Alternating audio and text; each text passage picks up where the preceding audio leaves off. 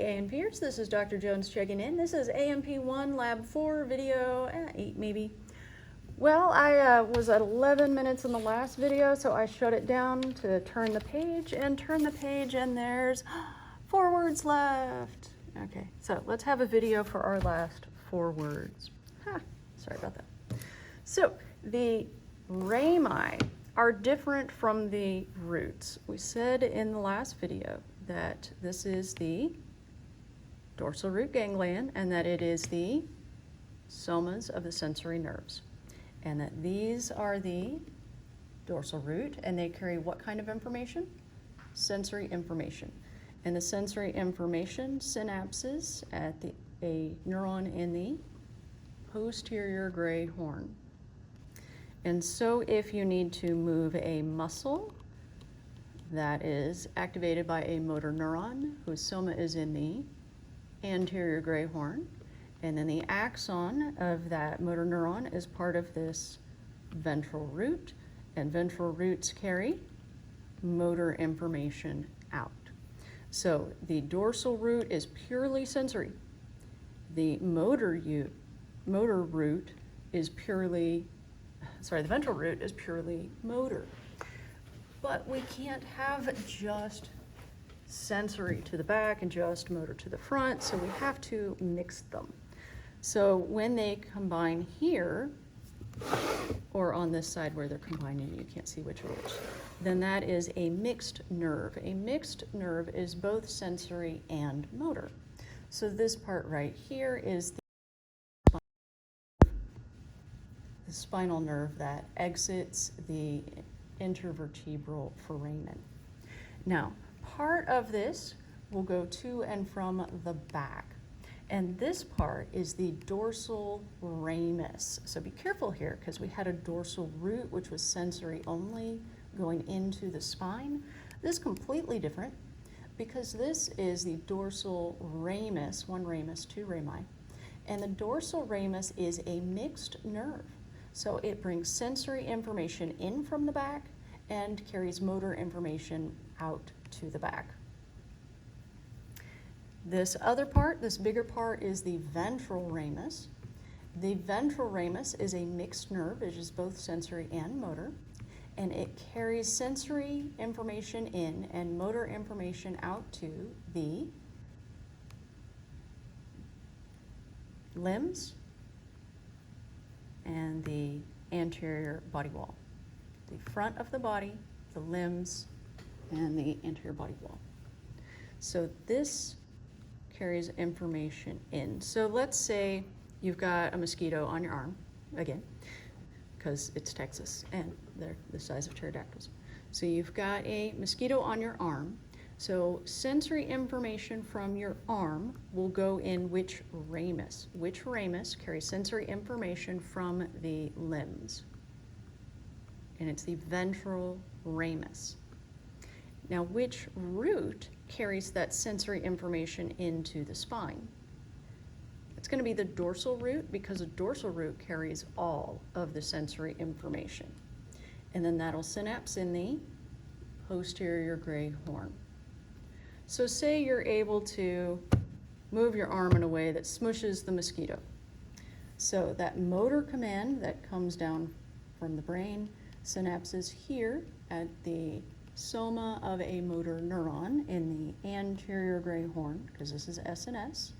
Remember, the lateral gray horn was A and S, so that'll do visceral motor, that if you see something scary, that'll make you sweat. Helpful, right? And so the ventral root carries those motor commands out, and then which ramus carries motor commands to the limbs? The ventral ramus. So the motor commands come out the ventral root, out the ventral ramus to your arm, and activates those muscles so that you can squish that mosquito. What if you had a mosquito on your back? Which ramus carries that sensory information in? The dorsal ramus, because the dorsal ramus carries all the information to and from the back. It innervates the back, and it is a mixed nerve. It's both sensory and motor.